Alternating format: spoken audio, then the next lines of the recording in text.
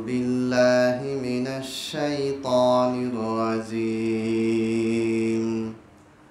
بسم الله الرحمن الرحيم يا أيها الذين آمنوا اتقوا الله حق تقاته ولا تموتن إلا وأنتم مسلمون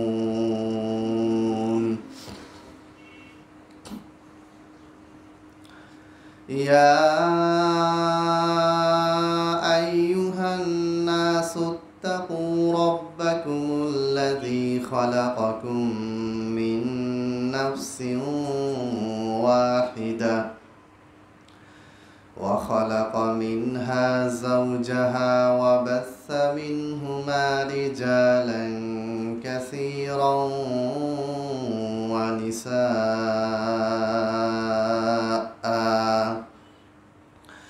واتقوا الله الذي تساءلون به والأرحام إن الله كان عليكم رقيبا يا أيها الذين آمنوا اتقوا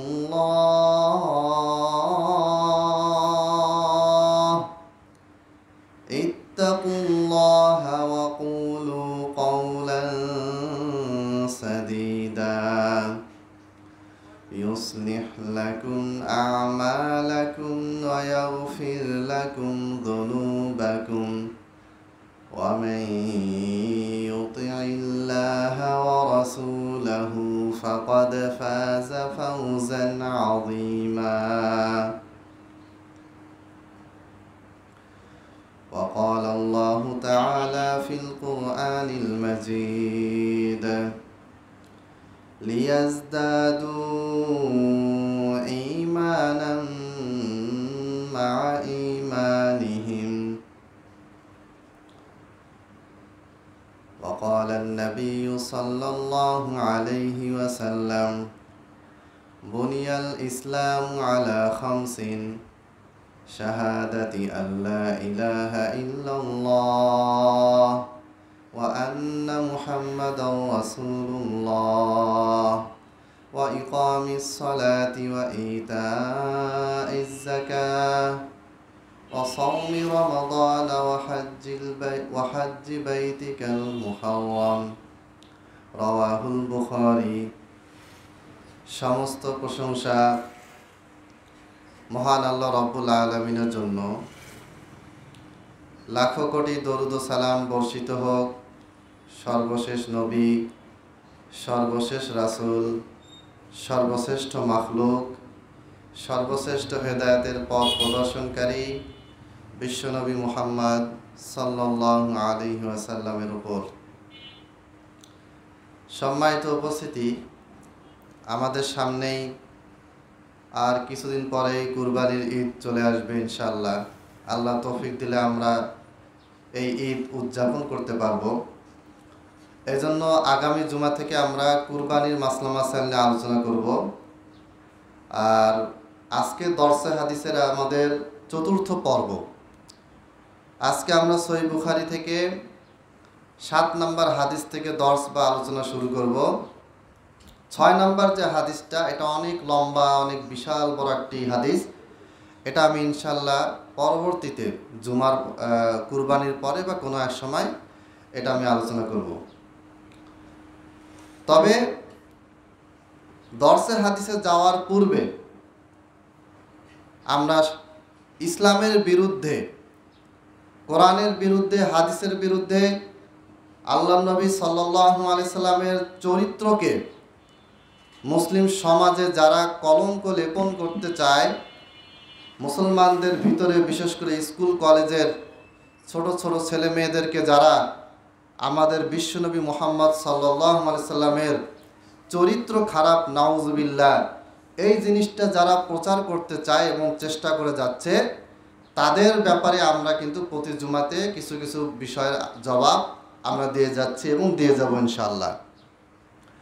এরই ধারাবাহিকতায় আজকে আমরা যে পয়েন্টটা আলোচনা করব সেটা হচ্ছে সূরা তাহরিমে 1 থেকে 5 নম্বর আয়াত আল্লাহ তাআলা নাজিল করেছিলেন। তো 1 থেকে 5 নম্বর আয়াতে, একেবারে 1 নম্বর আয়াতে আল্লাহ তাআলা বলছেন, ইয়া আইয়ুহান নাবী, হে নবী, লিমা তুহাররিমু মা আহাল্লাল্লাহু লাক, হে নবী আপনি কেন হারাম করছেন ওই বস্তুটাকে যেটা আল্লাহ তাআলা, আমি আল্লাহ তোমার জন্য কি করেছি, বৈধ করেছি। বৈধ জিনিসটা, এটাকে কেন আপনি হারাম করছেন? অর্থাৎ এই আয়াতে বোঝা যাচ্ছে যে আল্লাহ তাআলার পক্ষ থেকে যে বিধানটা আসে, এটা পরিবর্তনের ক্ষমতা কিন্তু কোনো নবী রাসূলেরও নেই।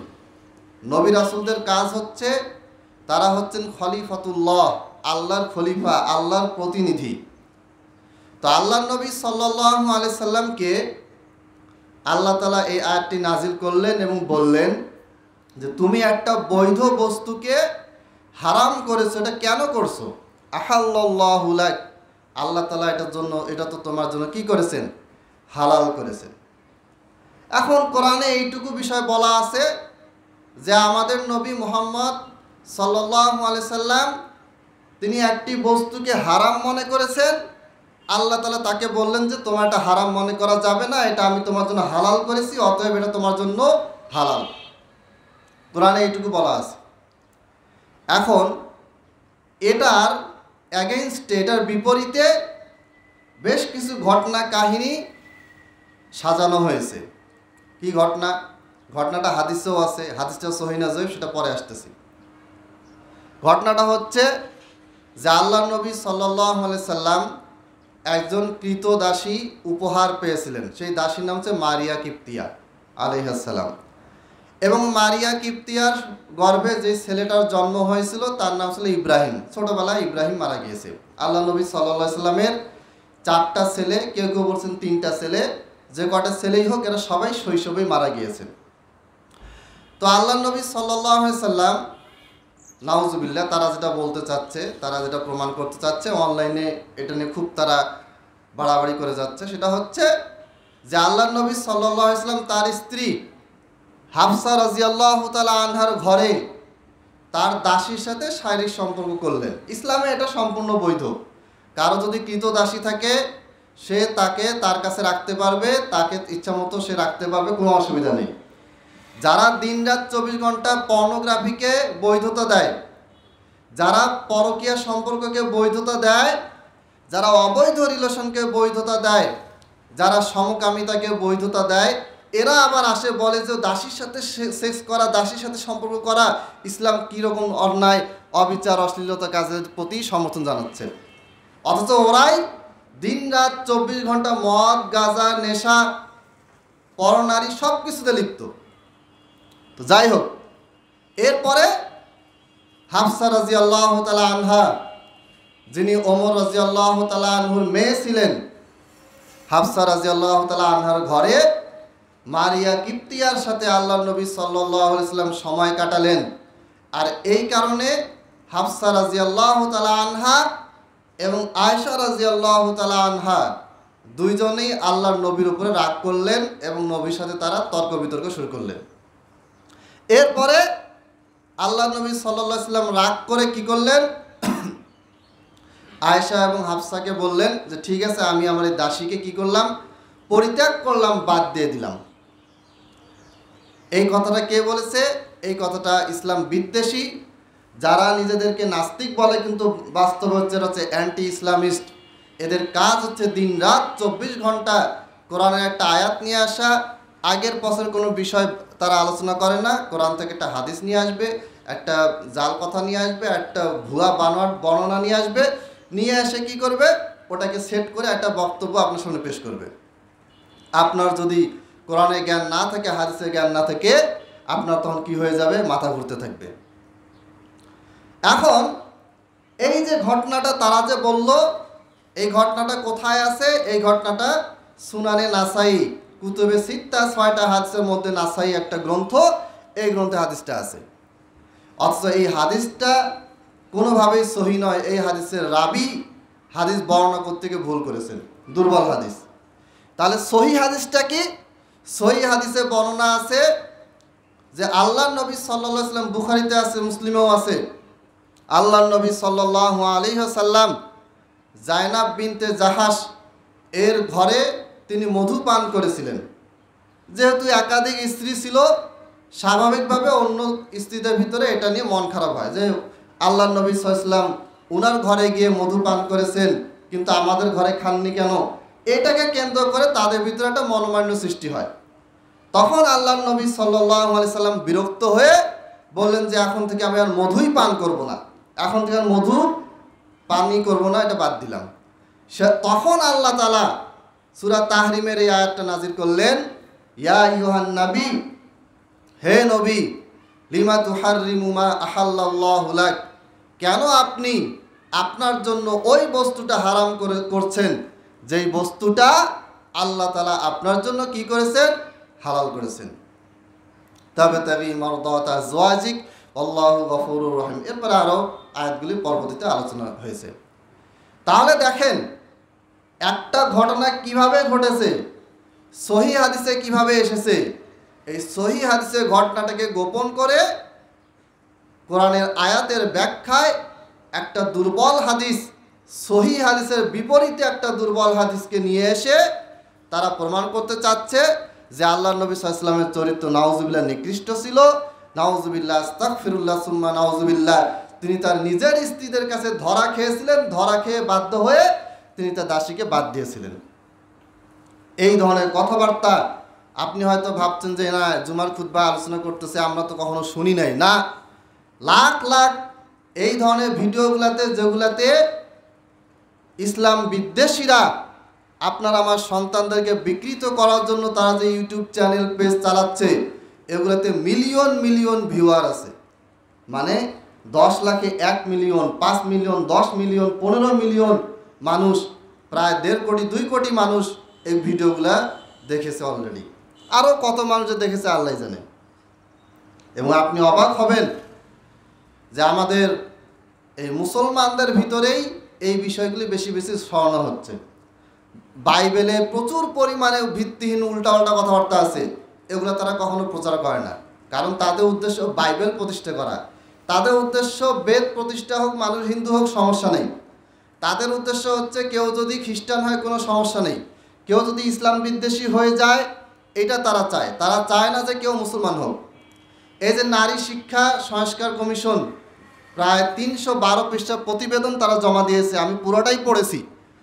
এখানে তারা বারবার বলেছে যে নারীদের সংস্কার চাই, নারীদের স্বাধীনতা চাই, তারা যেভাবে চলতে চায় সেইভাবে তাদেরকে স্বাধীনতা দিতে হবে, সব কিছু তারা বলেছে। কিন্তু কোনো মেয়ে যদি বোরকা পরে কলেজে যেতে চায়, ভার্সিটিতে যেতে চায়, মাদ্রাসায় যেতে চায়, সে যদি বোরকা পড়তে চায়, তাহলে ওই ব্যাপারে কোনো কিছু এখানে বলা নেই। নারী স্বাধীনতা মানে কি?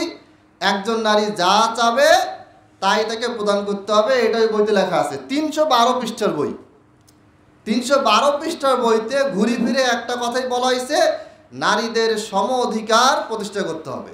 ভালো কথা, সম অধিকার প্রতিষ্ঠা করলাম, কোনো অসুবিধা নেই। কিন্তু ধর্ম পালন করার ক্ষেত্রে একটা মেয়েকে বলা হচ্ছে তাকে স্বাধীনতা দিতে হবে। তো এই মেয়েটা আবার ধর্ম পালন করার ক্ষেত্রে যখন তাকে বাধা দেওয়া হচ্ছে, তখন এই নারী সংস্কার কমিশন মুখ বন্ধ, কোনো কথা বলে না। আসলে নারী শিক্ষা বা নারী সংস্কার কমিশন না, এটা হচ্ছে ইসলাম ধ্বংসের কমিশন। এটা হচ্ছে মুসলমানদেরকে কিভাবে আস্তে আস্তে ইসলামের বিরুদ্ধে নিয়ে যাওয়া যায় তারই একটা কমিশন, এছাড়া আর কিছু না। একদিক থেকে মুসলমানদেরকে বোম্বিং করে মারা হচ্ছে, আরেক দিক থেকে মুসলমানদের বিরুদ্ধে কোরআন এবং হাদিস দিয়ে মুসলমানদের মন মগজকে উল্টাপাল্টাভাবে কোরআন এবং হাদিসের আয়াত, কোরআন এবং হাদিসের এই বিভিন্ন জাল হাদিস, জয়ীব হাদিস, দুর্বল হাদিস, ঐতিহাসিক বর্ণনা, এগুলি দিয়ে কি করা হচ্ছে? আপনার আমার সন্তানদের মগজকে ধলাই করা হচ্ছে। এবং সম্প্রতি একটা গবেষণায় দেখা গেছে যে বাংলাদেশে বর্তমানে বিশেষ করে ধনী মধ্যবিত্ত যে সমস্ত সন্তানরা স্কুল কলেজে পড়ে, এদের ভিতরে ইসলাম বিদ্বেষী মনোভাব অনেক বেশি বেড়ে গিয়েছে। কেন? কারণ এরা, এই ছেলেমেয়েরা বাড়িতেও ইসলামী শিক্ষা পায় না, স্কুল কলেজে তো মাশাআল্লাহ ইসলামী শিক্ষা নাই, এমনকি মাদ্রাসারও একটা বড় অংশ বা কিছু ছোট একটা অংশ এই আস্তে আস্তে নাস্তিকতা, মুরতাদ হওয়ার পথে ধাবিত হয়েছে। কারণ তাদের তো শিক্ষাটা নাই, তাদেরকে এই প্রশ্নের জবাবগুলি দেওয়া হচ্ছে না। জবাব দেওয়া হয়েছে বিভিন্ন অনলাইনে লিখিতভাবে জবাব দেওয়া হয়েছে। এই ব্যাপারে আমাদেরকে আরও কী করতে হবে? ওই জবাবগুলি আরও বেশি বেশি প্রচার প্রসার করতে হবে এবং জানিয়ে দিতে হবে যে আমাদের বিশ্বনবী মুহাম্মদ সাল্লাল্লাহু আলাইহি ওয়াসাল্লাম যা করেছেন আল্লাহ তাআলার পক্ষ থেকে ওহী পাওয়ার পরে করেছেন, এবং তার আচার আচরণ ব্যবহারে কোনো ত্রুটি ছিল না। কিন্তু এরা আমাদের নবীকে ত্রুটিপূর্ণ বানিয়ে প্রকাশ করার চেষ্টা করে যাচ্ছে।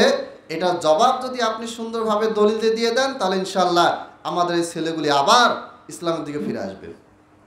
সম্মানিত উপস্থিতি, এই হচ্ছে আজকের একটা প্রশ্নের জবাব।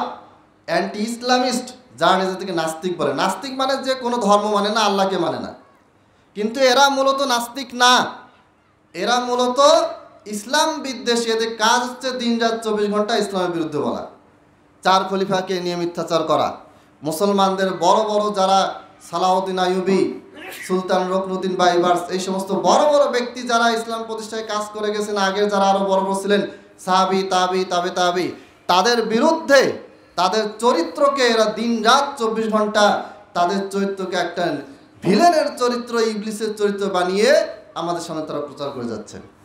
সম্মানিত উপস্থিতি, এই বিষয়ে যা আমরা যারা অভিভাবক আছি, আমরা নিজেরাই যদি জ্ঞান অর্জন না করি, সতর্ক না হই, তাহলে আপনার আমার চোখের সামনে আপনার ছেলে আমার ছেলে একদিন নাস্তিক হয়ে যাবে, মুরতাদ হয়ে যাবে, তখন ঠেকাতে পারবেন না।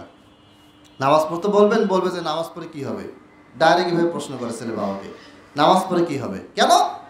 সে আসলে বুঝতেছে যে আসলে নামাজ পড়ে কী হবে। ফজরবেলা আসলাম, মসজিদে আসলাম, নামাজ পড়লাম, বাড়ি গেলাম, কী লাভ হইলো আমার? 5 ওয়াক্ত নামাজ মসজিদে পড়তেছি, বাবা গালিগালাজ করতেছে, মা বকাবকি করতেছে, আসলাম নামাজ পড়লাম, কী লাভ হইলো? কোনো তো লাভ পাইলাম না। কেন? তার ইমানটা তো নাই, তার ইমানটা চলে গেছে। সালাত পড়লে কি হবে, কার নির্দেশে সালাত পড়তেছি, কার নির্দেশে নামাজ পড়তেছি, এই জ্ঞানটা তো তার নাই। আগে তার ব্রেন থেকে কী করা হয়েছে? এটাকে মুছে ফেলা হয়েছে, আল্লাহর প্রতি ইমানটাকেই মুছে দেওয়া হয়েছে। তাহলে সে সালাতের গুরুত্ব কীভাবে বুঝবে? নামাজের গুরুত্ব কীভাবে বুঝবে? সুদখোরকে আমি সুদের কথা বলবেন, সে কি সমস্যা? সে বলবে যে সুদ খাচ্ছে, কী সমস্যা?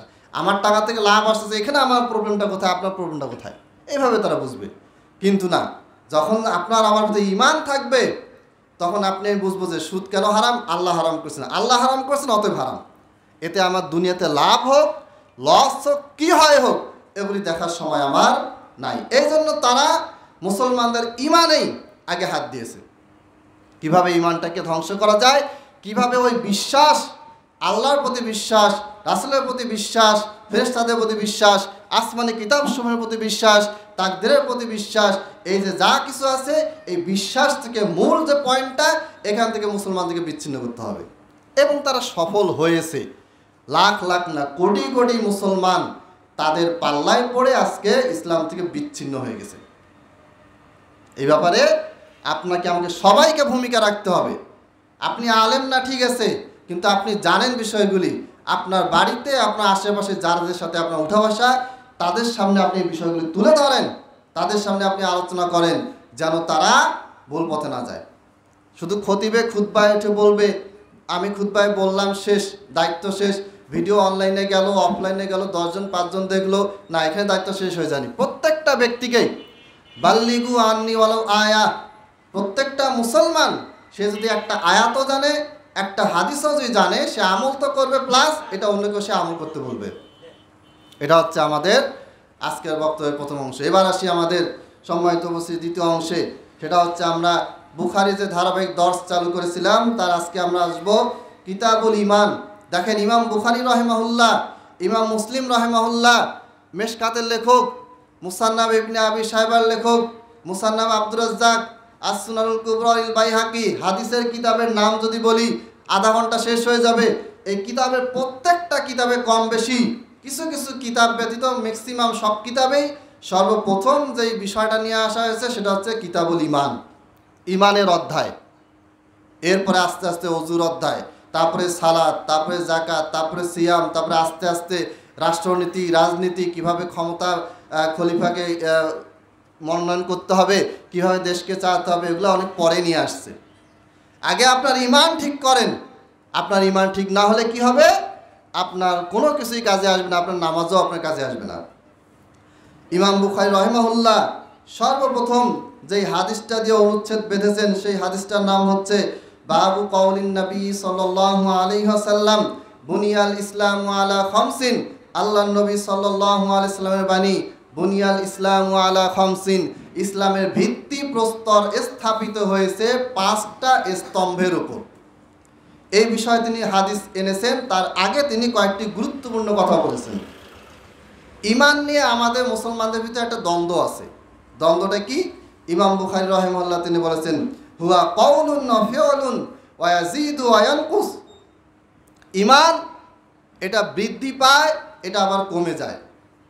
দলিল কি? আল্লাহর নবী সাল্লাল্লাহু আলাইহি ওয়াসাল্লামের হাদিস পেশ করার আগে ইমাম বুখারী রাহিমাহুল্লাহ বেশ কিছু আয়াত পেশ করেছেন। সূরা আনফালে আল্লাহ তাআলা বলেছেন, লিয়াজদাদু ঈমানাম মা ঈমানিহিম, যেন তাদের ঈমানটা কি পায়? বৃদ্ধি পায়। মুমিনদের ব্যাপারে আল্লাহ তাআলা বলেছেন। আয়াতটা সংক্ষেপে ইমাম বুখারী নিয়ে এসেছেন। এরপরে ওয়াজিদনাহুম হুদা, সূরা কাহফের একটা আয়াত নিয়ে এসেছেন যে আমি তাদের ঈমানকে কি করে দেই? বৃদ্ধি করে দেই। ওয়াজিদুল্লাহুল্লাযীনা ইহতাদাউ হুদা ওয়াল্লাযীনা ইহতাদাউ যাদাহুম হুদান ওয়া আতাহুম তাকওয়াহুম ওয়া ইয়াজদাদাল্লাযীনা আমানু ঈমানা। আর যারা ঈমান এনেছে, যারা সৎ কাজ করে, এদের ঈমানটাকে আল্লাহ কি করে দেন? বৃদ্ধি করে দেন। তাহলে এখান থেকে বোঝা গেল যে আমাদের আলেম সমাজের ভিতরে একটা দ্বন্দ্ব আছে কিছু কিছু আলেমের ভিতরে, যে একদল আলেম বলেছেন ঈমান বাড়ে কমে, আরেক দল আলেম বলেছেন ঈমান বাড়ে না কমে না, ঈমান যেমন আছে তাই থাকে। কিন্তু ইমাম বুখারী রাহিমাহুল্লাহ এটা জবাব দেওয়া দিলেন যে না, ঈমানটা বৃদ্ধি পায়, ঈমানটা কি হয়? কমেও যায়। আপনি যখন সৎ কাজ করবেন, আপনার আল্লাহর প্রতি ঈমানটা বেড়ে যাবে। আপনি যখন অসৎ কাজ করবেন, তখন আল্লাহর প্রতি ঈমানটা আপনার কমে যাবে। কিভাবে কমে যাবে? একটা উদাহরণ দিই। আপনি 5 ওয়াক্ত নামাজ পড়েন, প্রত্যেক দিন 30 মিনিট কোরআন তেলাওয়াত করেন, ভালো, রেগুলার এটা আপনি ইবাদত করে যাচ্ছেন। সেই 5-7 বছর বয়স থেকে নিয়ে 30 বছর বয়স পর্যন্ত আপনার এই আমল কন্টিনিউ ছিল। এখন হঠাৎ করে আপনার টাকা পয়সা হলো, একটা দামি মন চলে যে একটা ফোন নেই, একটা দামি ফোন নিলেন, ঠিক আছে, কোনো সমস্যা নেই, ফোন নিতে পারেন। ফোনটা নিলেন, নেওয়ার পরে যেই 30 মিনিট আপনার কোরআন শিক্ষা বা কোরআন তেলাওয়াতের জন্য, বা যে 1 ঘন্টা আপনি এলেম চর্চার জন্য নির্ধারিত করেছিলেন, ওই সময়টা আস্তে আস্তে মোবাইলটা খেয়ে ফেলবে। মোবাইলটা আপনি 5 মিনিট দেখবেন, কালকে 10 মিনিট, তারপরে 20 মিনিট করতে করতে এমন হয়ে যাবে যে আপনি কোরআন তেলাওয়াতের সময়ও পাবেন না, আর এমনকি আপনি জামাতে গিয়ে নামাজ পড়বেন ওই টাইমটাও আপনি পাবেন না। কেন? এই যে আপনার সৎ আমল ছিল, ঈমানটা আপনার উঁচুতে ছিল, তারপরে যখনই আপনি আজে বাজে জিনিস দেখা শুরু করলেন, আস্তে আস্তে আপনার আমলটা কমে গেল, ঈমানটা আস্তে আস্তে কী হয়ে যাচ্ছে? কমে যাচ্ছে। ঈমান কমে যাওয়ার কারণে আগের যে গুরুত্বটা ছিল সালাতের প্রতি, এই গুরুত্বটা আপনার আর নাই। ঈমান কমে যাওয়ার কারণে আপনার দৈনন্দিন সময় থেকে যে আপনি আধা ঘন্টা 1 ঘন্টা বের করে ইসলামের জন্য, কোরআন চর্চার জন্য, হাদিস চর্চার জন্য, নিজের আমলকে পরিশুদ্ধ করার জন্য, নিজের জ্ঞানকে বৃদ্ধি করার জন্য আপনার হাতে যে সময়টা ছিল, এই সময়টা কী হয়ে যাবে? আস্তে আস্তে 30 মিনিট থেকে 25, 20, 18 করতে করতে পরে এমন হয়ে যাবে যে 6 মাসেও 6 মিনিটও কোরআন পড়ার টাইম আপনি পাবেন না। তার মানে কি প্রমাণিত হচ্ছে? যে ঈমান আমাদের কর্মের মাধ্যমে বেড়ে যায়, আবার কর্মের মাধ্যমে ঈমান কমে যায়। আল্লাহ নবী সাল্লাল্লাহু আলাইহি ওয়াসাল্লাম একটা হাদিসে বলেছেন, জেনাকার যখন জেনা করে, তখন ঈমানটা তার ভিতর থেকে বের হয়ে ছায়ার মতো উপরে থাকে। এরপরে সে জেনার মতো নেককারজনক কাজ থেকে যখন ফিরে আসে, আবার ঈমানটা ছায়ার মতো থেকে আবার তার ভিতরে ফেরত আসে। একজন জেনাকার ব্যক্তি যখন এই কাজ করে, তখন তার মাথায় ঈমান বলতে কি, আল্লাহর প্রতি বিশ্বাস, আল্লাহ রাসূল, কোনো কিছুই তার মাথায় থাকে না। সে যখন বের হয়ে যায়, আবার তার ভিতরে এটা ফেরত আসে। তার মানে কি বোঝা গেল? আমাদের কর্মকাণ্ডের মাধ্যমে আমাদের ঈমান বৃদ্ধি পাবে, আমাদের কর্মকাণ্ডের মাধ্যমে আমাদের ঈমান কমে যাবে। কেউ যদি বলে যে আমি নামাজ পড়ি না, ঠিক আছে, কিন্তু আমার ঈমান আছে, ভুয়া কথাবার্তা। ওর তো নামাজই নেই, ওর তো ঈমানও নেই। কারণ যার ঈমান আছে সে অবশ্যই সালাত পড়বে। আল্লাহ তাআলা কোরআনে সূরা বাকারায় বলেছেন, ওমা কানাল্লাহু লিউযিআ ঈমানাকুম, আল্লাহ তাআলা তোমাদের সালাতকে ধ্বংস করবেন না। এখানে সালাত বুঝাতে গিয়ে ঈমান শব্দটাই আল্লাহ ব্যবহার করেছেন। মানে কি, যে আপনার সালাত যদি না থাকে আপনার ঈমানই শেষ, ঈমান নাই। আউয়ালু মা ইউহাসাবুল আবদু বিহি ইয়াউমাল কিয়ামাতি আস-সালাহ, কিয়ামতের দিন সর্বপ্রথম আপনার আমার সালাতের হিসাব হবে। অতএব কেউ যদি বলে যে আমার সালাত না পড়লেও আমার ঈমান ঠিক আছে, এই কথা মানে হচ্ছে যে আমি দাঁত ব্রাশ না করলেও আমার মুখে কি নাই, কোনো গন্ধ নেই, আমার মুখ ঠিক আছে, এইরকম দাবি। যাই হোক, এরপরে ইমাম বুখারী রাহিমাহুল্লাহ যে হাদিসটি নিয়ে এসেছেন, তিনি প্রথমে, আপনারা অবশ্যই এই হাদিসগুলি পড়বেন। আমি যতই বক্তব্য দেই আর যতই বক্তব্য আপনারা আলেম ওলামাদের কাছে শুনেন না কেন, কোনো লাভ নেই যদি আপনি নিজে কিতাব পড়া শুরু না করেন। বাংলাতে অনুবাদ হয়েছে, পড়েন। পড়তে না পারলে আপনার আশেপাশে যারা পড়তে পারে তাদেরকে বলেন, তারা যেন পড়ে, আপনি তাদের কাছে শুনে শুনে যেন এটা কী করতে পারেন, আস্তে আস্তে আপনার হৃদয়ে, আপনার মস্তিষ্কে গেঁথে নিতে পারেন। শুধু বক্তব্য শুনতেছি, 2 ঘন্টা 3 ঘন্টা বক্তব্য দিল, বক্তা এমন বক্তব্য দিল যে একেবারে স্টিল নড়ার টাইম নেই, এই বক্তব্য আপনার কাজে আসবে না। কারণ ওই সময় বক্তার বক্তব্যের স্পিড, তার বক্তব্যের যে সৌন্দর্য, কথা বলার স্টাইল, আর সে যে মানুষকে হাসাচ্ছে আর মানুষকে যে আকৃষ্ট করতেছে, ওই দিকে আমার নজর। যখন আপনি বক্তব্য শুনবেন, যার বক্তব্য শুনতে খুব ভালো লাগতেছে, দেখবেন যে ওর বক্তব্য আপনার ভালোই লাগে, শুনতেছেন, কিন্তু জ্ঞান অর্জন হবে না। আমার একজন ফ্রেন্ড প্রায় 4 বছর ধরে একজন নামকরা বক্তার বক্তব্য শুনতে হঠাৎ করে তার মনে হলো যে না, আমি একটু শাইখ মতুয়ার মাদানী আর ডক্টর আবু জাকারিয়া বক্তব্য শুনছে। 10 মিনিট শুনছে, শোনার পরে মুড চেঞ্জ হয়ে গেছে। বলে যে আমি 4 বছর ধরে নামকরা বক্তা, তার নাম বললাম না, সবাই চিনেন, এই 4 বছর ধরে তার বক্তব্য আমি শুনতেছি, ভালো লাগে, এখনও শুনি, কিন্তু 10 মিনিট 15 মিনিট আরেকজন বক্তার বক্তব্য শুনে দেখলাম যে আকাশ পাতাল তফাৎ। কেন এটা হয়েছে? কারণ এই যে আবু বকর জাকারিয়া আর মতিউর মাদানী, তাদের বক্তব্যে কোনো সুর নাই, কিচ্ছু নাই। উনি আসলে সুরের জন্য তার বক্তব্যটা ওপেন করে নাই, যে বক্তব্যটা শুনি সুর মানে সুরটা ভালো লাগবে, কথা স্টাইলটা ভালো লাগবে, ওই নিয়াতে কিন্তু বক্তব্যটা চালু করে নাই। দেখি কিছু শিখি, ওই নিয়াতে কিন্তু কী করেছেন, এই বক্তব্যটা চালু করেছেন এবং কিছু বাস্তবে তিনি 10 মিনিটে অনেক কিছু শিখেছেন। আর 4 বছর ধরে যার বক্তব্য শুনেছে, তার বক্তব্য শুনে ভালো লাগে, এই নিয়াতেই শুনছে। ওই জন্য উনি যে এই 4 বছর যে বক্তব্যটা শুনেছেন, আর ওই বক্তা, নামকরা বক্তা, সুরলা বক্তা, উনিও তো কিছু কোরআন হাদিস বলেছেন, কিন্তু ওই কোরআন হাদিসের কথাটা এই ভাইয়ের ব্রেনে আর ঢুকে নাই। কারণ তার নজর ছিল, ও এইখানে এইভাবে টান দিল, কি সুন্দর টান দিছে, এইখানে এত সুন্দর একটা হাসির কথা বলেছে, একটা ফান কথা বলেছে, কত সুন্দর লাগতেছে। এইভাবে করেই তার সময়টা এন্টারটেইনমেন্ট, বিনোদনের কাজে ব্যয় হয়ে গেছে, সে আর কিছু শিখতে পারেনি। সম্মানিত উপস্থিতি, আপনাকে আমাকে এগুলো থেকে বেরিয়ে আসতে হবে। মনে রাখবেন, যতদিন পর্যন্ত আপনি আমি কোরআন হাদিস পড়ার অভ্যাস করতে পারবো না, যতদিন পর্যন্ত আপনি আমি ইসলামিক বই পড়ার অভ্যাস করতে পারবো না, ততদিন পর্যন্ত আপনি আমি ওই খুতবা শুনে আর বক্তার বক্তব্য শুনে কোনো রকম ফায়দা করতে পারবো না। আপনার ভিতরে জ্ঞানটাকে ঢুকাতে হবে। যখন আপনার ভিতরে জ্ঞান ঢুকবে, তখন আপনার ঈমান ঠিক থাকবে। যখন আপনার ঈমান ঠিক থাকবে, তখন আপনার স্ত্রীর ঈমানকে আপনি ঠিক করবেন। যখন আপনি আপনার স্ত্রীর ঈমানকে ঠিক করবেন, আপনারা দুজনে মিলে তখন আপনার সন্তানের ঈমানকে ঠিক করবেন। আপনার সন্তানের ঈমানকে যখন আপনারা ঠিক করবেন, তখন আপনার ফ্যামিলি ঠিক থাকবে। যখন এইভাবে করে একটা ফ্যামিলি, 2টা ফ্যামিলি, 1000টা ফ্যামিলি ঠিক থাকবে, তখনই একটা সমাজ ইসলামিকভাবে ঠিক হবে। তখনই কেবলমাত্র একটা ইসলামিক রাষ্ট্র গঠিত হতে পারে। এর বিপরীতে আর কোনোভাবেই ইসলামী রাষ্ট্র দূরে থাক, ইসলামিক পরিবার দূরে থাক, নিজেকেও ইসলামিক পন্থায় ধরে রাখাটা কখনো সম্ভব হবে না। বদর যুদ্ধে 313 জন যুদ্ধে জয়লাভ করলো। আর পুরো আরব বিশ্ব 1948 সাল থেকে নিয়ে এই 63 সাল পর্যন্ত 4 বার যুদ্ধ করেও পুরো আরব বিশ্ব ইসরায়েলের সাথে হেরে গেল। এখনও ইসরায়েল মারতে এসে, মুসলমান মার খেতে আছে। কেন? মুসলমানের সংখ্যা বেড়েছে, ক্ষমতা বেড়েছে, সম্পদ বেড়েছে, মিডিয়া, সব কিছুতে মুসলমানদের এখন আধিপত্য আছে, কম বেশি পদচারণা আছে, সব কিছুই আল্লাহ তাআলা মুসলমানদের হাতে দিছে, কিন্তু মার খেতে আছে। কারণ কি? ঈমানটা নাই, আসল জিনিসটা নাই। সম্মানিত উপস্থিতি, ইমাম বুখারী রাহিমাহুল্লাহ তিনি 8 নম্বর হাদিস এটাতে বলেছেন বাবু দুআউকুম ঈমানাকুম। হাদ্দাসানা আব্দুল্লাহ ইবনু মুসা, এরপরে সনদ বর্ণনা করেছেন, মানে হাদিস বর্ণনা সূত্র বর্ণনা করেছেন। তারপরে তিনি আব্দুল্লাহ বিন ওমর, ইসলামের দ্বিতীয় খলিফা ওমর রাদিয়াল্লাহু তাআলা আনহুর সুযোগ্য সন্তান ইবনে ওমর, ওমরের পুত্র যার নাম ছিল আব্দুল্লাহ, তিনি বর্ণনা করেছেন ক্বালা রাসূলুল্লাহ সাল্লাল্লাহু আলাইহি ওয়াসাল্লাম, আল্লাহর রাসূল সাল্লাল্লাহু আলাইহি ওয়াসাল্লাম বলেছেন বুনিয়াল ইসলামু আলা খামসিন, ইসলামের মূল ভিত্তি স্থাপিত হয়েছে 5টা স্তম্ভের উপরে। তার মধ্যে একটা হচ্ছে শাহাদাতি আল্লাহ ইলাহা ইল্লাল্লাহ ওয়া আন্না মুহাম্মাদুর রাসূলুল্লাহ, অর্থাৎ এই মর্মে সাক্ষ্য দেওয়া আল্লাহ ব্যতীত প্রকৃত কোনো মাবুদ নাই, এই মর্মে সাক্ষ্য দেওয়া মুহাম্মদ হচ্ছেন আল্লাহর রাসূল।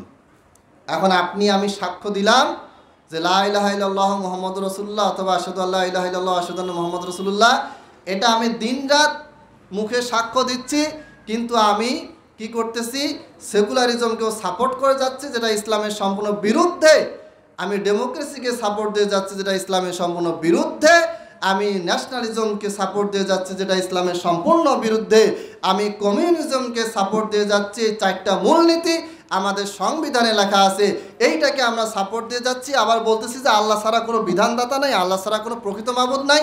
আবার এদিকে আমি কি করতেছি, রাজনীতি ক্ষেত্রে এমন কিছু পয়েন্ট, এমন কিছু ব্যক্তির জীবন বিধানকে মেনে নিয়েছি যেটা সম্পূর্ণ কোরআনের বিপরীত, হাদিসের বিপরীত, আল্লাহ তাআলার সাথে সাংঘর্ষিক। তাহলে আপনার আমার এই কালেমা পড়ে কী লাভ হচ্ছে বলেন? আপনার আমার এইভাবে কালেমা শাহাদাত পাঠ করে কোনো লাভ আসলে হচ্ছে না। আল্লাহ তাআলা সূরা ইউসুফে বলেছেন ওমা ইউমিনু আকসারুহুম বিল্লাহ ইল্লা ওয়া হুম মুশরিকুন, অধিকাংশই ঈমান আনার পরেও মুশরিক। এই কারণে আমরা না জানার কারণে সকালে আসে ফজর সালাত পড়লাম, আর দিনের বেলা 10টার সময় রাজপথে গিয়ে কি করলাম, গণতন্ত্রকে রক্ষা করতে হবে বলে স্লোগান দিলাম। কেন? ওটাকে কেন আপনাকে সাপোর্ট দিতে হবে? গণতন্ত্র কি ইসলামিক? কোনোভাবে ইসলামিক না, এটা একটা কুফরিতন্ত্র। তাহলে আমি দিন রাত 24 ঘন্টা নামাজ পড়তেছি, কোরআন পড়তেছি, হাদিস পড়তেছি, সেজদা দিতে দিতে কপালে দাগ ফেলে দিয়েছি, কিন্তু আমার স্লোগান হয়ে গেছে সম্পূর্ণ বিপরীত। এর কারণ কি? কারণ ইমানটা আমরা বুঝি নাই, আমাদের আমল আকীদা ঠিক হয় নাই, এখনও জানিয়ে না যে আমি কি বলতেছি, আমার কোন কথা ইমানের পক্ষে গেল, কোন কথা ইমানের বিপক্ষে গেল, এই জিনিসটা এখনও আমরা জানি না। এজন্য সহিহ বুখারীতে একটা হাদিস আছে, ইন্নাল আবদা লা ইয়াতাকাল্লামু বিকালিমাতিন, বান্দা মাঝে মাঝে এমন কিছু কথা বলে যে আল্লাহ তাআলা তার উপর রাগান্বিত হন। আবার বান্দা অনেক সময় এমন এমন কিছু কথা বলে আল্লাহ তাআলা তার উপর খুশি হয়ে যান। কিন্তু আমরা যে কথা বলি, কোনটা কথা আল্লাহ রাগান্বিত হয়, কোনটা কথা আল্লাহ খুশি হন, এই জ্ঞানটাই আমাদের নেই। সম্মানিত উপস্থিতি, এরপরে ওয়াইকামিস সালাত ওয়া ইতাইজ যাকাত ওয়াল হজ ওয়া সাওমি রমাদান, আল্লাহর নবী সাল্লাল্লাহু আলাইহি ওয়াসাল্লাম এখানে কালেমা শাহাদাত পাঠ করার পরে সালাতের কথা বললেন। আজকে আমরা দেখি বা বিভিন্ন দেশে দেখি যে বিভিন্ন ইসলামিক দল সংসদে যাওয়ার জন্য ইসলাম প্রতিষ্ঠার জন্য চেষ্টা করে যাচ্ছেন, অথচ আপনি দেখেন এখনও গোটা পৃথিবীতে দূরে থাক, বাংলাদেশের কথা বলি, সৈয়দপুরের কথাই বলি, কয়টা মানুষ নামাজ পড়ে? সালাত প্রতিষ্ঠা কয়টা ফ্যামিলিতে হয়েছে? ওয়াইকামিস সালাত, সালাত প্রতিষ্ঠা আপনার ভিতরে হয়নি, আমার ভিতরে হয় নাই। এই আপনি আমি সংসদে কি ইসলাম প্রতিষ্ঠা করব? যেই আপনি আমি এখনো সালাত পড়া শিখি নাই, যেই আপনি আমি এখনো সালাত নিজে পড়ে কিন্তু বউ পড়ে না, বাচ্চা পড়ে না, কোনো পাত্তা দেয় না, আরে সমস্যা নেই পড়বে, এই রকম অবস্থায় আছি। এই আপনি আমি রাস্তায় গিয়ে স্লোগান দিচ্ছি আমরা ইসলাম প্রতিষ্ঠা করব, আমরা ইসলাম চাই, ইসলামী খেলাফত চাই, ইসলামী শাসক চাই, ইসলাম চাই, একেবারে ইসলাম চাই বলতে যা কিছু আছে সব চাওয়া আমাদের শেষ। কেমন করে এই চাওয়া পূর্ণ হবে বলেন? পূর্ণ হবে না। নামাজে দোয়া করতেছে যে আল্লাহ এই দেশটাকে ইসলামিক দেশ বানাই দাও, লাভ নেই। দোয়া করলেন, এই দোয়া আল্লাহ কবুল করতেছে না। কেন করতেছে না? আল্লাহ তাআলা তো দোয়া কবুল না করে উত্তর দিলেন যে তোমাদের দোয়া কাজ অনুযায়ী হচ্ছে না, তোমরা দোয়া করতেছো ঠিকই, কিন্তু মাঠে গিয়ে ফিল্ডে গিয়ে দোয়ার উল্টা কাজ করতেছো। আমি টিচারকে বললাম যে টিচার আপনি দয়া করে আমাকে পরীক্ষায় 100-র ভিতরে 80 নাম্বার দিবেন যেন আমি A+ পাই। শিক্ষক কি না বলবে যে না দিব না? হ্যাঁ ঠিক আছে, দিব নাম্বার। পরীক্ষা আপনি গেলেন, পড়াশোনা করলেন না, কিচ্ছু করলেন না, পরীক্ষা ফেল মারে আসলেন, পরীক্ষা খাতায় পেলেন আপনি 100-র ভিতরে 20, আর টিচারকে বলেন যে আমি আপনাকে কত অনুরোধ করলাম A+ দেন, আপনি দিলেন না কেন? তাহলে কি এটা কি তার কোনো যৌক্তিক প্রশ্ন হবে? এটা অযৌক্তিক, অবান্তর কথা। তো আমাদের অবস্থা হয়েছে এরকম। একজন কাবা ঘরে গেছে, কাবা ঘরের পরে সুদানি বা কোন দেশের লোক আরবিতে বক্তব্য বলছে, আল্লাহ সারা জীবন অনেক দোয়া করছি, কবুল করো নাই, এইবার অন্তত কবুল করো। আল্লাহ তালার কাছে দোয়া কবুল হওয়ার জন্য কি মক্কায় যাওয়ার শর্ত নাকি? তোমার দোয়া আল্লাহ তালা কেন কবুল করে না এটা কি তুমি কখনো ভাবছো? ভাবো নাই। হ্যাঁ, কবুল হতে পারে, কাবা ঘরের মর্যাদা আলাদা, স্থানে ওখানে সালাত পড়লে, দোয়া করলে তার আর সব কিছু ইবাদত করলে বেশি গুণ নেকি হয়, সেখানে সালাতে 1 লাখ বেশি মানে এখানে ফজিলত আছে। কিন্তু আপনার যে মেইন প্রবলেমটা, আপনার ইমানের যে সমস্যা, চিন্তা ভাবনা, আকীদার যে সমস্যা, এইটা যদি আপনি পরিবর্তন না করেন, কাবা ঘরে গেলেও কোনো লাভ হবে না। আপনি তো কাবা ঘরে 2 ঘন্টা একদিন 10 জন গেছেন, আবু জেহেল আবু লাহাব তো ওইখানেই ছিল 24টা ঘন্টা, তাদের জন্মই তো ওইখানে, পুরা মক্কা তাদের হাতে ছিল, তাদের নেতৃত্বে ছিল। তাদের দোয়া আল্লাহ কবুল করে নাই কেন? কারণ তারা কাফের ছিল, মুশরিক ছিল, তারা যে চেয়েছে সেটা আল্লাহ কবুল করে নাই। তারা ইসলামের বিরুদ্ধে ছিল, ইসলাম ধ্বংস হয়ে যাক, মোহাম্মদ ধ্বংস হয়ে যাক, মোহাম্মদ যেন ইসলাম প্রচার না করে, এই দোয়াও তারা আল্লাহর কাছে করছিল। তো ওটাও তো একটা দোয়া, কিন্তু আল্লাহ কবুল করে নাই, কারণ তাদের নিয়াত ঠিক নাই, ইমান ঠিক নেই। সেম কাহিনী, আপনার ইমান ঠিক নেই, আমার ইমান ঠিক নেই, আপনার সালাদ ঠিক নেই, আমার সালাদ ঠিক নেই, নামাজের নিয়ম কানুন নেই, আমরা জানি না। আর আমরা আন্দোলন করতেছি যে একটা ইসলামিক রাষ্ট্র তৈরি করব, সবাই এসে দলে দলে এই জামাতে এই দলের যোগদান করো। এই দলে যোগদান করলে আস্তে আস্তে আমরা কি করব? আমরা সংখ্যায় বৃদ্ধি পাবো, এরপরে আমরা ইলেকশন করব, ইলেকশনে আমরা ক্ষমতায় যাব, ক্ষমতায় গিয়ে আমরা গোটা পৃথিবীতে ইসলামিক করে ফেলবো, গোটা দেশটাকে ইসলামিক করে ফেলবো। কল্প কাহিনী, আকাশ কুসুম কল্পনা ছাড়া আর কিছু নয়। আপনার প্রতিষ্ঠানে গণহারে ছাত্র শুধু ভর্তি করালেন, ছাত্রকে কোনো জ্ঞান দিলেন না, বই দিলেন না, খাতা দিলেন না, পরীক্ষা নিলেন না, পড়াশোনা করলেন না, আর বলতেছেন না আমাদের প্রতিষ্ঠান থেকে সব জ্ঞানী গুণী বিজ্ঞানী বড় বড় আলেম পণ্ডিত ডাক্তার ইঞ্জিনিয়ার বের হবে। হবে নাকি জীবনে? আপনি লিখে দেন, সার্টিফিকেট দিয়ে দেন যে ডাক্তার হয়েছে, ইঞ্জিনিয়ার হয়েছে, কিন্তু কোনোদিন পড়ার নাই, ক্লাস করার নাই, প্র্যাকটিস করার নাই, পরীক্ষা দেওয়ার নাই। যত বড় আপনি ডিগ্রি লিখে দেন না কেন, এই ছেলে কখনোই প্রকৃত জ্ঞানী হতে পারবে না। এরপরে ওয়াইতাই জাকাত, জাকাতের কথা বলা হয়েছে। তার মানে জাকাত যদি দেওয়া ফরজ হয় আপনার পরে, আর আপনি যদি জাকাত না দেন, তাহলে আপনার যে ইমান, আপনার ইসলাম, এ যে একটা স্তম্ভ, এটা কিন্তু কি হয়ে গেল? বাদ পড়ে গেল। ইমান আর ইসলাম একই জিনিস, কেউ কেউ পার্থক্য করেছেন, মূলত একই জিনিস। এরপরে ইসলামে বিশ্বাস এবং আমল দুইটাই যুক্ত, আর ইমানের ক্ষেত্রে বিশ্বাস যুক্ত, এরকম কেউ পার্থক্য করেছেন। সময় কম, সেদিকে যাচ্ছি না। এখন আপনারা দেখবেন যে আমাদের সমাজে অনেক মানুষ আছে হজ করবেন, বাংলাদেশ থেকে সৌদি আরবে হজ করতে যাবে, মোটামুটি 8 লাখ 10 লাখ টাকা জমাইছে, হজে গেছে। যেই ব্যক্তিটা বাংলাদেশ থেকে সৌদি আরবে যাওয়ার টাকা থাকে, এই ব্যক্তিটার আবার জাকাত দেওয়ার টাকা থাকে না। মানে কি? মানে হচ্ছে সে জাকাত দিবে না। আগে জাকাত দিতে হবে, এরপর আপনি হজ করেন, সমস্যা নেই। কিন্তু আপনি কি করলেন? আপনার ঘোরার শখ, আপনার টাকা পয়সা আছে, এটা একটু লোকদেরকে দেখানোর ইচ্ছা আপনার, জাকাত দিলে তো পকেট থেকে টাকা তো কমে গেল। 10 লাখ 1 লাখ টাকা থেকে যদি আপনি 2.5% টাকা দেন, তাহলে 2,500 টাকা কমে গেল। এটা তো আপনার লস। লস না মানে আপনি ভাবতেছেন যে এটা লস। আর হজ করলে কি হবে? কাউকে টাকা দেওয়া লাগলো না, ওদিকে আমি ঘুরে আসলাম, ঘোরা হইল, সবাই জানবে যে বাপরে হাজি সাহেব, মান সম্মানও অনেক বেড়ে গেল, তারপরে আবার টাকা পয়সা আছে, এটাও সবাই জানলো, হাজি উপাধিও পাইলাম। এই যে আপনার আমার নিয়াত, এই হজ কখনো কবুল হবে না। জাকাত যার পর ফরজ হয়নি ঠিক আছে, সে বেঁচে গেছে। যার পর ফরজ হয়েছে, সে যদি জাকাত না দেয়, তার মানে সে ইসলামের 5টা ভিত্তির ভিতর থেকে একটা ভিত্তি থেকে সে বের হয়ে আসলো।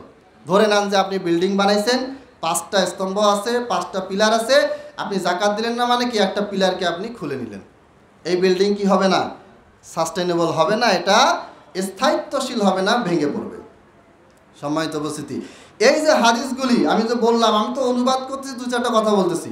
এটা হচ্ছে বুখারী ব্যাখ্যা ফাতুল বারী। এই হাদিসগুলোর ব্যাখ্যায় এনারা যতগুলি পৃষ্ঠা লিখেছেন, এতগুলি পৃষ্ঠা যদি আমি অনুবাদ করে পড়ে যাই, তাহলে আমার 10 বছরও এগুলোর আলোচনা শেষ হবে না।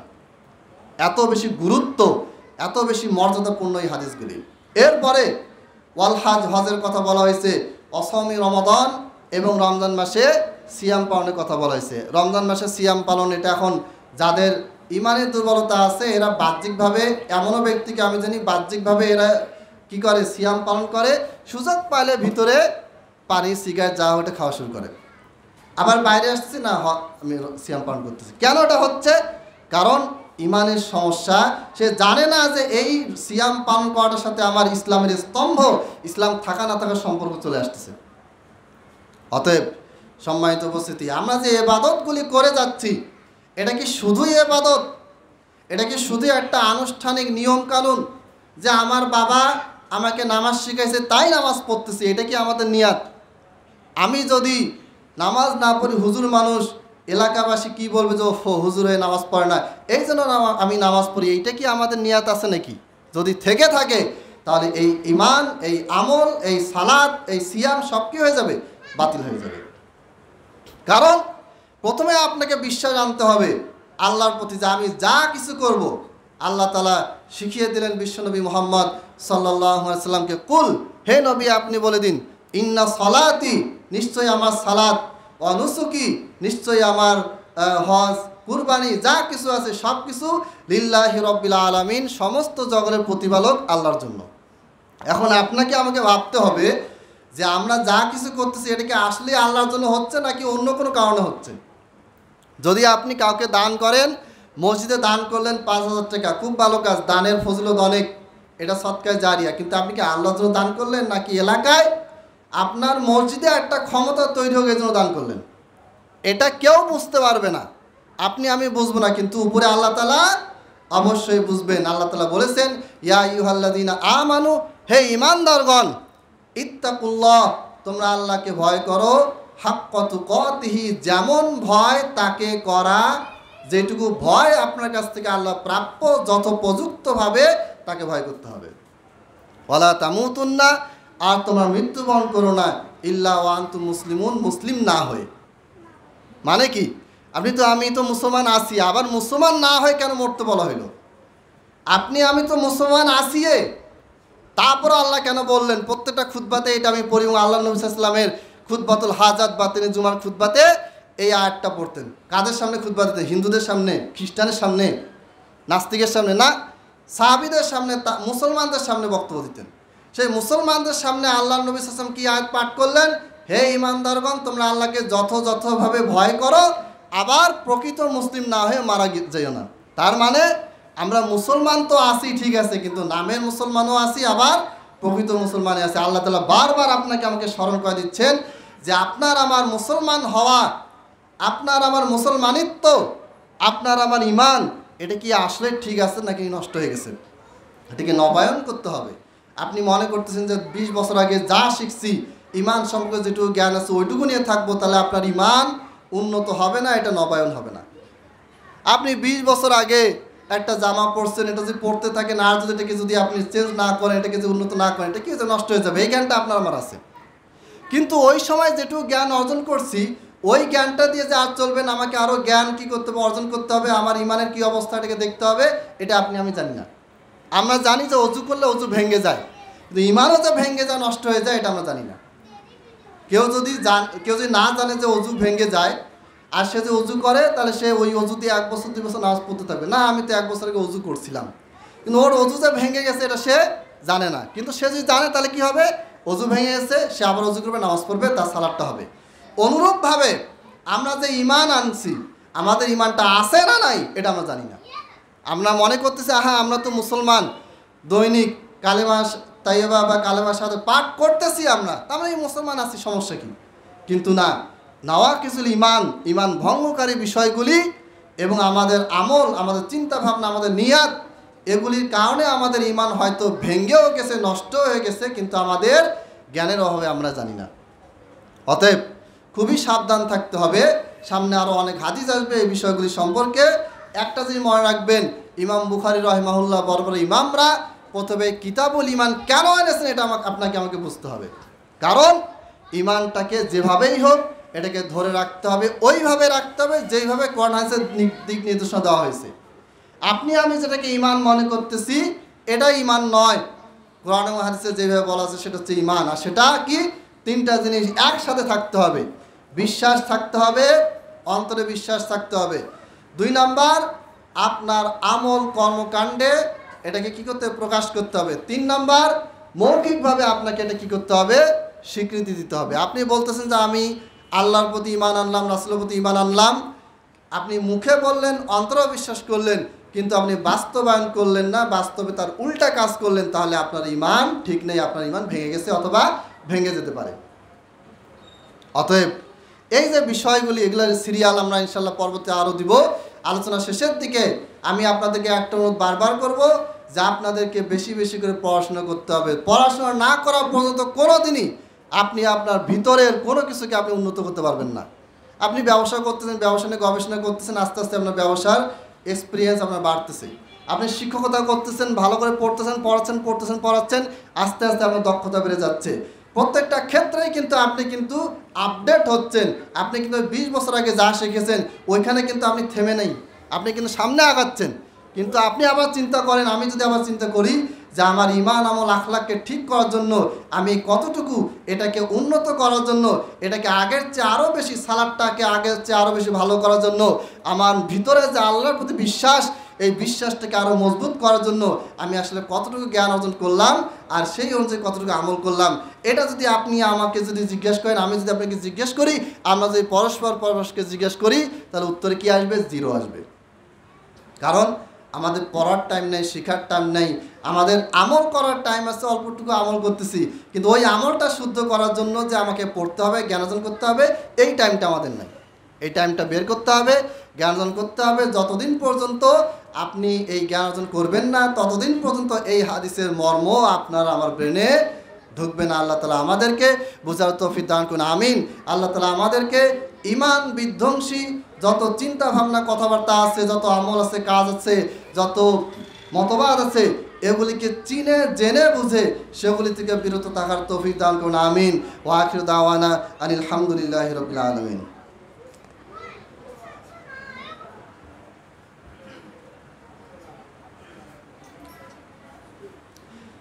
ছোটরা মাঝখানে, বড়রা বসেন, বাচ্চাদেরকে সাইড করে দেন। আলহামদুলিল্লাহ আলহামদুলিল্লাহি নাহমাদুহু ওয়া নাস্তাঈনুহু ওয়া নাস্তাগফিরুহু ওয়া নু'মিনু বিহি ওয়া নাতাওয়াক্কালু আলাইহি ওয়া নাউযু বিল্লাহি মিন শুরুরি আনফুসিনা ওয়া মিন সাইয়্যাতি আ'মালিনা মান ইয়াহদিহিল্লাহু ফালা মুদিল্লা লাহু ওয়া মান ইউদ্লিল ফালা হাদিয়া লাহু وأشهد أن لا إله إلا الله وحده لا شريك له وأشهد أن محمدا عبده ورسوله اللهم صل على محمد وعلى آل محمد كما صليت على إبراهيم وعلى آل إبراهيم إنك حميد مجيد اللهم بارك على محمد وعلى آل محمد كما باركت على إبراهيم وعلى آل إبراهيم إنك حميد مجيد ربنا آتنا في الدنيا حسنة